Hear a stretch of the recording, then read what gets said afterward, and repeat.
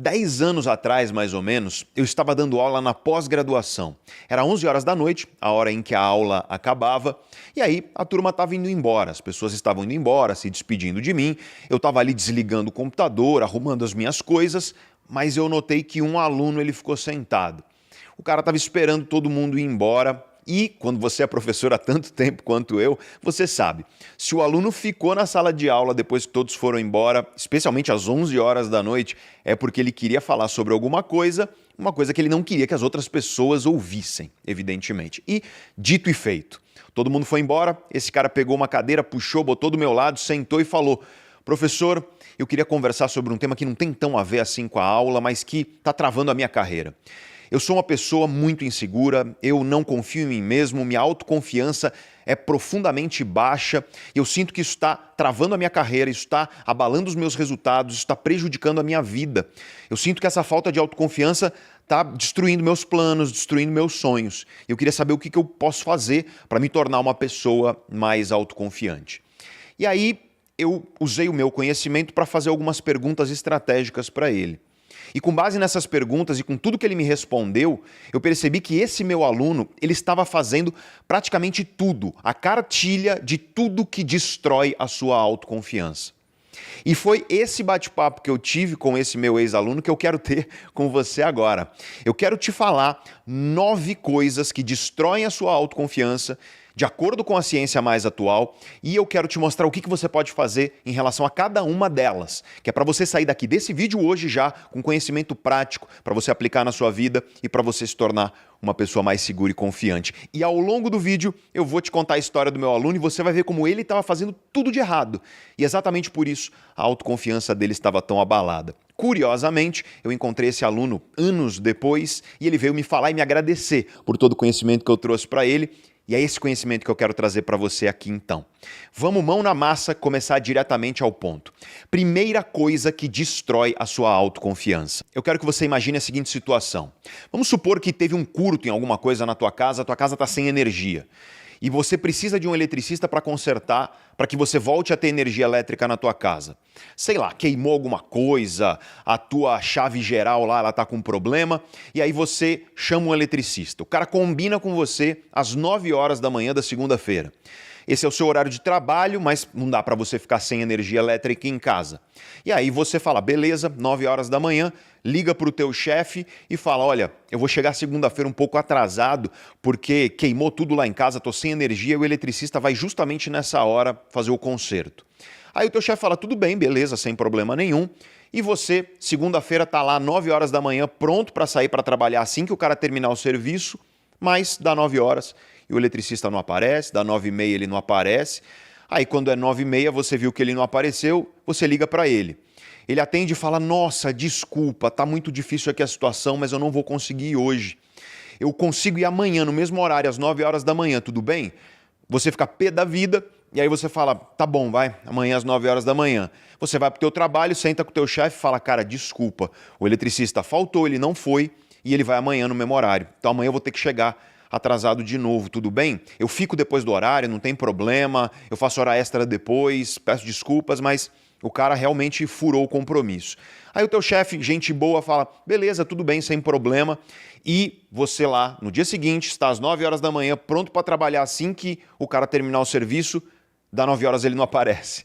Aí dá 9h30 ele não aparece, aí você liga já enfurecido. Pô, cara, qual é, meu? De novo, segundo dia. E aí o eletricista fala, nossa, desculpa, eu estava com um problema, tá difícil aqui a situação, mas eu consigo ir amanhã. Aí você fica muito bravo e fala, cara, eu já cheguei 2 dias atrasado no trabalho para te esperar. Não dá. Então amanhã, se você vier, tem que ser fora do horário comercial. Eu chego do trabalho às 18 horas, então amanhã você consegue estar aqui 18h30, 6h30 da tarde? Aí o cara fala assim, sem falta eu vou estar aí amanhã, 6h30 da tarde. Aí beleza. Dia seguinte você vai trabalhar, chega na tua casa depois do serviço, dá 18h30, cadê o eletricista? Ele não apareceu. Aí dá 19 horas, você já pega o telefone, liga pro cara e fala, cara, qual é? E aí ele fala para você a mesma coisa. Ah, tá muito difícil aqui a situação, eu não consigo e tudo mais, eu posso ir outro dia? E a pergunta que eu te faço é, você confia que esse cara vai aparecer no próximo dia? Você tem confiança ainda nesse sujeito depois que ele furou 3 vezes com você, te prejudicando ao longo dessas 3 vezes e te prometendo que na próxima seria diferente? Dependendo de como você é, aliás, já na segunda ou terceira vez você já não teria mais confiança e você teria chamado outro eletricista, certo? Pois bem, eis aqui algo que destrói a sua autoconfiança. Porque se vindo de outras pessoas, uma promessa não cumprida faz você perder a confiança nessa pessoa, ora, por que você acha que é diferente quando você promete uma coisa para si mesmo? Para pensar. Você promete para si mesmo que vai começar uma coisa e não começa. Você promete para si mesmo que vai mudar alguma coisa na tua vida e você não começa. Ou às vezes você faz o que a maioria das pessoas faz, que é você começar e aí enquanto você está ali empolgado, você cumpre aquilo que você prometeu para si mesmo, mas rapidinho a empolgação vai embora. E quando a empolgação vai embora, você não consegue manter constância. E aí você fura a promessa que você fez de mudança para você mesmo. Vale para tudo. Vale para mudanças na tua vida profissional, vale para mudanças na tua vida intelectual, coisas que você prometeu que iria estudar e aí você não consegue. Vale para a tua saúde. Quantos de vocês aí não prometem perder peso, ir para academia com regularidade, alguma coisa em relação à sua saúde? Enfim, para todas as esferas da vida. Eu quero que você entenda que a primeira coisa que destrói a sua autoconfiança é justamente você fazer promessas para si mesmo que você não cumpre. Tal como, se outras pessoas fizessem isso com você, você perderia a confiança nelas, saiba que isso acontece com você. A cada promessa que você faz para si mesmo e você não cumpre, você está corroendo e destruindo a tua autoconfiança. Talvez você já tenha feito tanto isso na tua vida que você meio que habituou e acha normal e não percebe que, ainda que num nível inconsciente, cada vez menos você confia em si mesmo, cada vez menos você é seguro consigo mesmo, cada vez menos você valoriza a capacidade que você tem de realizar as coisas e, portanto, cada vez mais você se enxerga como uma pessoa incapaz. Muitas vezes eu quero ressaltar, não é uma coisa consciente. Muitas vezes o que acontece simplesmente é que aos pouquinhos você vai destruindo a tua autoconfiança e aí chega um momento em que você olha no espelho e você simplesmente não enxerga que você é uma pessoa capaz de realizar aquilo que precisa ser realizado. Essa capacidade de realizar aquilo que precisa ser realizado, ou seja, a confiança que você tem na sua competência de realizar as coisas, tem um nome na ciência, é autoeficácia. E a autoeficácia é um dos principais elementos da sua autoconfiança. Quando você promete para si mesmo e não cumpre, você destrói sua autoeficácia, e com isso você destrói a sua autoconfiança por consequência. Então, o que você tem que fazer a respeito disso? Você tem que parar de prometer coisas para si mesmo que você não vai cumprir. Você tem que começar a levar as promessas que você faz para si mesmo tão a sério quanto as promessas que você faz para as outras pessoas. E você tem que parar de depender tanto da empolgação momentânea e da motivação momentânea e começar a depender mais do seu comprometimento com aquilo que você quer realizar. Por quê? Porque quando você acorda de vez em quando sem vontade de trabalhar, vamos supor que você trabalha numa empresa e que você, como a maioria de nós, você tem seus boletos para pagar e, portanto, você não é uma pessoa que pode simplesmente faltar quando bem entender no teu trabalho. Vamos supor, então, que dado que você depende do seu trabalho para o seu sustento, você precisa dele para que você consiga sobreviver. Pois bem, vai ter dia que você vai acordar sem vontade de trabalhar, não vai? É normal, é natural. Eu acordo, todo mundo acorda. Aquele dia que você acorda e fala, nossa, tudo que eu queria era ficar aqui na cama. Ou então tudo que eu queria era ir lá para o meu sofá e dar uma descansada porque eu estou cansado hoje. A tua vontade, o teu desejo é descansar. O teu desejo não é ir trabalhar. Só que o que você faz? Você levanta e vai. Por quê? Porque é uma obrigação. Porque se você depende daquilo para a tua sobrevivência, ora, você não vai depender da empolgação para fazer. A empolgação importa pouco, o compromisso importa muito. E essa é a questão fundamental. Se você está fazendo promessas para si mesmo que você não cumpre, é porque você está dependendo mais da motivação e da empolgação momentânea e você está dependendo menos do comprometimento que você tem com aquilo que você quer construir. Você está dependendo de emoções passageiras. E o ponto é esse. Se você depende de empolgação e motivação são fortemente baseadas nas suas emoções. São processos emocionais. E emoção, gente, mesmo você sendo a pessoa mais equilibrada do mundo, emoção oscila. Você vai ter altos e baixos emocionais naturalmente na sua vida. Veja só a lógica da coisa. Se você depende de empolgação e motivação para fazer o que precisa ser feito, E dado que empolgação e motivação são processos emocionais e que processos emocionais oscilam, isso significa que quando você depende de motivação e de empolgação, você está dependendo de uma coisa que oscila. Você está dependendo de uma coisa que não tem constância por si só. Emoção, motivação, empolgação não possuem constância. É impossível você ter constância de motivação e de empolgação. E aí o que acontece? Você promete para si mesmo e você não cumpre. Quando cumpre é porque você está empolgado ou motivado. Aí vai embora a motivação e a empolgação e você para de cumprir. Então o que você tem que fazer é começar a fazer as coisas com a mesma lógica de alguém que acorda para trabalhar e vai. Quando? Quando a pessoa depende daquilo para sobreviver. Por quê? Porque se você precisa fazer alguma coisa para si mesmo e você promete, é porque você depende daquilo para se tornar a pessoa que você quer se tornar. E isso é importante. Você tem que encarar que isso é importante para você viver como você quer viver. Para você conquistar teus sonhos, para você executar seus planos e se tornar a pessoa que você quer se tornar. Leva isso com seriedade e para de depender daquilo que oscila, daquilo que é passageiro, daquilo que é efêmero, daquilo que é fogo de palha, que é motivação e emoção, que é motivação e empolgação. E começa a fazer as coisas baseado no comprometimento que você tem com a vida que você quer construir. Se você adotar essa estratégia, eu te garanto, você vai começar a furar menos as promessas que você tem consigo mesmo. Por quê? Porque eu repito, a cada promessa que você faz para si mesmo e não cumpre, a tua autoconfiança está sendo destruída, ela está sendo abalada. Só que aí, o contrário disso tem um efeito oposto. A cada promessa que você faz para si mesmo e você cumpre, isso significa que você está construindo a tua autoconfiança aos poucos. Só que aqui eu quero te dar uma dica muito prática. Toma cuidado com o tamanho da promessa que você faz para você mesmo. Porque quando você faz promessas grandiosas demais, que são difíceis de cumprir, a probabilidade de você furar essa promessa é muito maior. Então dê passos curtos e firmes. Eu quero deixar isso muito claro para você. A ciência sobre mudança de comportamento e de hábitos, ela é muito, muito clara. Eu estou falando de décadas de pesquisa científica. Se você quer mudanças duradouras, faça com passos curtos e firmes. Porque se você promete, sabe, aquelas pessoas que dá a louca na pessoa, ela tá empolgadaça porque viu um vídeo no YouTube, ela tá empolgadaça porque assistiu alguma coisa motivadora, ela fala, essa semana, a pessoa, eu quero deixar claro, essa pessoa tá sedentária há anos ou meses. E aí ela fala, essa semana eu vou todo dia na academia e a partir de agora eu vou todo dia na academia. 7 vezes por semana eu vou na academia e eu vou treinar de manhã e à tarde. Cara, olha o tamanho dessa promessa. Tudo bem, a pessoa está empolgadaça por causa do vídeo lá que ela viu, alguma coisa que motivou ela. Só que você acha que essa empolgação vai durar? Qual vai ser a durabilidade disso? Evidentemente essa pessoa, ela talvez até faça 1, 2 semanas, mas ela vai descontinuar esse comportamento e isso nunca vai virar um hábito na vida dela. Então, dica prática para você. Faça planos que sejam executáveis nos dias em que você não está tão bem. Olha, essa dica é muito importante. Faça planos que sejam executáveis no dia em que você não está bem. Você não tem que basear os seus planos em quando você está bem, quando você está empolgado. Porque o que dita se você vai ou não conquistar a vida que você deseja, não é o que você faz quando você está bem, não é o que você faz quando você está empolgado. Meu amigo Caio Carneiro define disciplina desse jeito, aliás.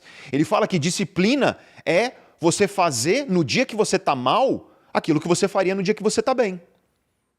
Então, se você promete para si mesmo aquilo que você está ali empolgadaço para fazer, a probabilidade de você descontinuar é muito grande.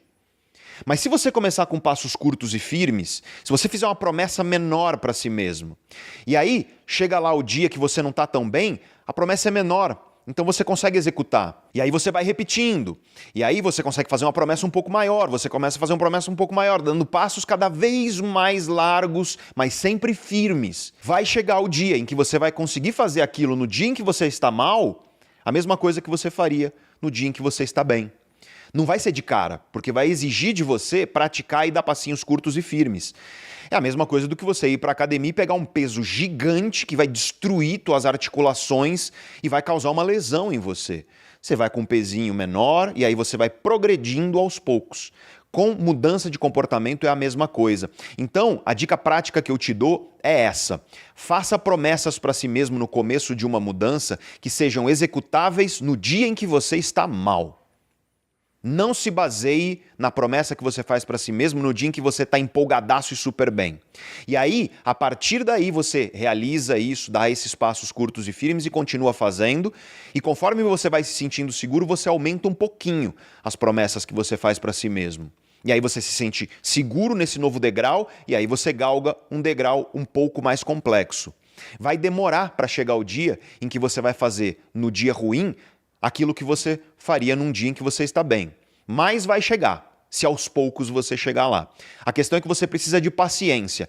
E nesse mundo de redes sociais, onde um parágrafo é chamado de textão, onde um vídeo de 5 minutos as pessoas chamam de longo, onde todo mundo quer fórmula mágica, atalho, onde todo mundo quer o life hack, o macete para enriquecimento rápido, mudança de hábito em 21 dias ou coisa parecida, o que acontece é que as pessoas geralmente fazem promessas gigantes, não conseguem cumprir, elas não entendem que passos curtos e firmes são realmente a melhor estratégia de mudança se você quiser efetivamente transformar a sua vida. E isso, claro, tem total relação com a autoconfiança. Por quê?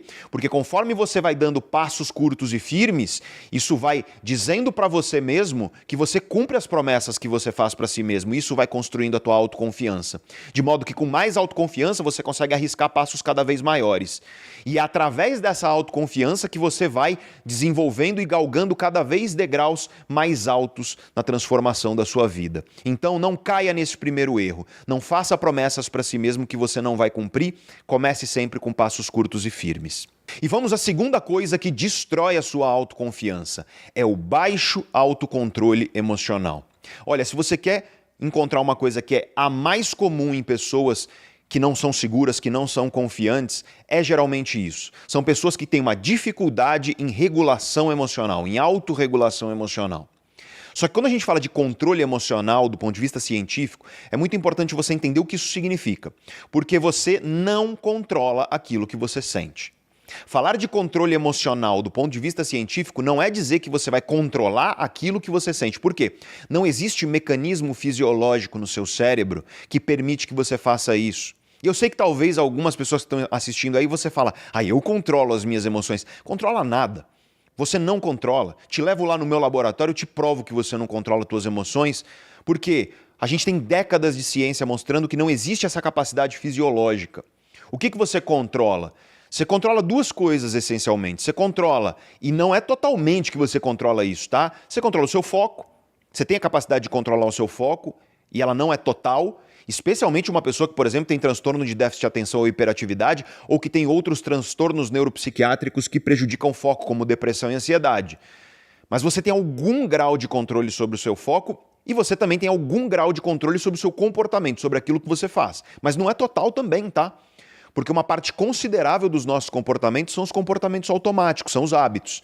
Os estudos variam, mas geralmente os estudos concordam que de 40% a 60% de tudo que você faz, de todos os seus comportamentos no seu dia, são hábitos. E, portanto, você não está no controle de todos os seus comportamentos porque tem muita coisa automática. Mas, se você tem controle sobre alguma coisa, é sobre essas duas variáveis. Você tem algum controle sobre o seu foco, que vai ser maior ou menor variando de pessoa para pessoa, e algum controle sobre aquilo que você faz, que vai ser maior ou menor dependendo da pessoa também. Nesse sentido, quando a gente fala de controle emocional, nós estamos falando de você controlar seu foco e seus comportamentos para quê? Para influenciar suas emoções da maneira correta. Para pensar em técnicas de respiração que reduzem a ansiedade e são super eficientes com isso. Com meus alunos eu ofereço essas técnicas. Existem técnicas que diminuem a tua ansiedade em questão de minutos. Só que você está controlando a ansiedade? Não. Você está controlando um comportamento que é a sua respiração e com isso você está afetando indiretamente as suas emoções. Então isso precisa ficar claro para você. Mas, quando você observa pessoas inseguras, pessoas que não são seguras, que não são confiantes, pessoas que têm uma autoconfiança abalada, geralmente elas têm um problema de autorregulação emocional. Então, o que elas fazem? Elas são pessoas que tendem a ser pessoas reativas emocionalmente. Essa reatividade emocional, ela pode ser num sentido de retração ou no sentido, às vezes, de explosão. Mas costuma ser muito comum em pessoas que não são seguras e não são confiantes, a pessoa ela sente uma coisa e ela reage rápido. Ela pode reagir de uma forma retraída. Então ela se sente mal, ela fica acuada, ela se fecha, ela se diminui. Ou ela pode reagir de uma forma mais explosiva e expansiva, dando pancada, dando paulada, falando o que não deveria. Mas, essencialmente, seja na retração ou na explosão, você abala a sua autoconfiança quando você não tem uma boa regulação emocional. Porque não é sobre o que você sente e controlar o que você sente, é o que você faz com o que você sente. E o que pessoas confiantes fazem e aprendem a fazer? Elas aprendem a parar. Quando elas sentem uma coisa, elas param em primeiro lugar. Elas ouvem, elas pensam e elas depois respondem com calma. Elas não imediatamente reagem. E eu quero que você entenda a ordem e as coisas que acontecem dentro de você e que fazem com que você não tenha essa capacidade de autocontrole emocional que pode estar abalando a tua autoconfiança. Ou seja, o que prejudica a tua autorregulação emocional. Para entender isso, você precisa entender que emoções, elas são oriundas de estímulos. Estímulos é, grosso modo, tudo que chega ao seu cérebro e que irá produzir uma emoção. Então, por exemplo, alguém te fala alguma coisa que te ofende ou uma coisa que te machuca. Você recebe uma notícia dura, difícil, triste. São dois exemplos de estímulos. Estímulos externos, porque o estímulo pode ser um estímulo interno. Você lembra de uma coisa que te machucou muito no passado. Você lembra de alguém que te fez muito mal. Isso é um estímulo também, só que ele não veio de fora. Mas isso também vai desencadear uma reação emocional. E você não controla sentir ou não. Por quê? Porque a reação emocional, gente, é muito rápida, ela é muito veloz. É menos de meio segundo para o teu corpo inteiro mudar e você sentir aquela coisa ruim, por exemplo, quando alguém te ofende ou quando alguém te fala uma coisa que te machuca. Então você tem um estímulo e uma resposta emocional que é automática. Só que, depois da resposta emocional, você tem uma resposta comportamental, que é aquilo que você faz com o que você sentiu. E eis aí o ponto. O teu controle, ele está naquilo que você faz com o que você sente. Você não controla o que você sente, você controla o que você faz com o que você sente. E dependendo do que você faz, você pode jogar gasolina nessa emoção para ela tomar conta da tua vida e te prejudicar, ou você pode apagá-la, pegar um extintor para apagar e não deixar que ela domine a sua vida.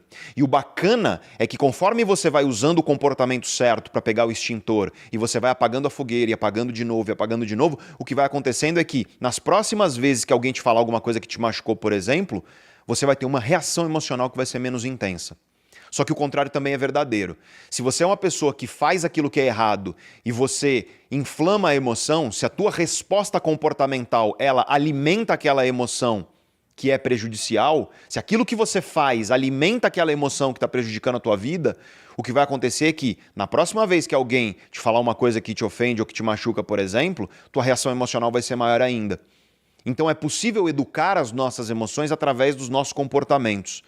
E é muito importante, portanto, você entender essa ideia, e um dos primeiros grandes pensadores a falar disso foi o grande Viktor Frankl. Ele tem um livro chamado Em Busca de Sentido, também traduzido às vezes como O Sentido da Vida, e nesse livro ele traz uma ideia muito importante que geralmente ela é resumida em uma citação. Então, a citação exata não é dele, mas é uma boa síntese das ideias dele. E ele diz assim: entre estímulo e resposta existe um espaço. É nesse espaço que reside o nosso poder de controlar a nossa resposta. E é no poder de controlar a nossa resposta que está a nossa liberdade. É uma ideia profunda se você parar para pensar. E o Viktor Frankl, talvez você não conheça o cara, mas é um grande pensador das ciências que estudam a mente dos seres humanos, e ele foi prisioneiro de campo de concentração. E toda a reflexão psicológica dele é baseada nessa experiência.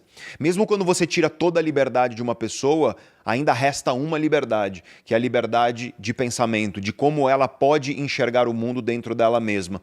Então, é muito bonito o livro dele, esse livro específico, e na verdade toda a obra dele eu recomendo a você, mas essa ideia é poderosa para você construir a sua autoconfiança se você tem dificuldade de regulação emocional. Se você é uma pessoa que facilmente se abala e fica, encolhida, retraída por conta de emoções, ou se você é uma pessoa explosiva, que reage de forma muito impulsiva, fala o que não deveria, ofende às vezes, enfim, depois se arrepende, seja qual for o caso, isso pode estar abalando a sua autoconfiança e o que você tem que fazer é aumentar o teu espaço entre o estímulo e a resposta. E como é que você faz isso? Treinando, não tem jeito. É você realmente parando para respirar antes de agir, e vai doer, vai ser difícil no começo, mas na segunda vez vai ser menos difícil que na primeira, e na milésima vai ser muito mais fácil. É você realmente criar o hábito de não simplesmente reagir, não age baseado naquilo que você está sentindo ali no instante, porque as tuas emoções são traiçoeiras. Para perceber isso. Quando você está estressado e ansioso, o mundo parece mais ameaçador. Já quando você está alegre, em paz, tranquilo, o mundo parece mais acolhedor, sendo que nos dois casos o mundo continua o mesmo. O grande pensador alemão, o Goethe, ele tem uma frase que é profunda nesse sentido. Ele diz assim: o ser humano vê no mundo aquilo que carrega no coração. Por quê? Porque as nossas emoções, elas são como lentes, são como filtros de interpretação da realidade, lentes que nós usamos para interpretar a realidade. E as nossas emoções, portanto, distorcem a nossa interpretação do mundo. As tuas emoções, elas dizem muito sobre você. Eu não estou dizendo que as emoções não merecem e precisam ser ouvidas. Precisam sim, porque muito do que as nossas emoções dizem é importante. Só que é importante para você entender você, não tanto para você entender o mundo. E nesse sentido, se você quer construir autoconfiança, você precisa aumentar o teu espaço entre estímulo e resposta. Você precisa realmente aprender e se habituar a pausar. Sentiu alguma coisa ruim? Pausa. Cria esse hábito, pausa, eu vou parar e eu vou dar uma pensada. Ah, mas tem uma pessoa na minha frente, estou conversando com ela. Você vira para ela e fala, a gente pode continuar essa conversa depois? Eu queria dar uma pensada e aí depois a gente retoma? Por exemplo, esse é um exemplo do que você pode fazer para ganhar esse espaço, não tem problema nenhum. Mas esse espaço vai fazer com que você comece a ganhar um pouco de maturidade emocional, inclusive para você perceber o quanto que as tuas emoções distorcem tua interpretação da realidade e também os teus comportamentos. Porque quando você age desse jeito, deixando tuas emoções governarem, isso destrói sua autoconfiança, mas além disso, as pessoas, elas vão olhar para você e elas vão te enxergar como uma pessoa pouco segura e pouco confiante, porque pessoas seguras e confiantes, elas são calmas. Elas recebem, tudo bem, elas podem estar sentindo, pode estar fervendo dentro da pessoa, só que elas conseguem pausar, ouvir, minimamente refletir e responder de acordo. E se elas sentem que elas vão explodir ou que vão ter uma reação de comportamento prejudicada por causa das emoções, elas sabem se afastar. Como, por exemplo, fazendo o que eu acabei de te falar, dizendo para a pessoa, vamos conversar sobre isso depois? E aí você faz uma pausa ali. Quer ver uma coisa que pessoa impulsiva faz? Ela quer terminar a conversa ali na hora, com a cabeça quente, porque as emoções dela governam a vida dela. Toma cuidado, isso abala sua autoconfiança, isso te torna uma pessoa mais insegura, isso te torna uma pessoa menos confiante, não só perante a si mesmo, mas perante as outras pessoas também.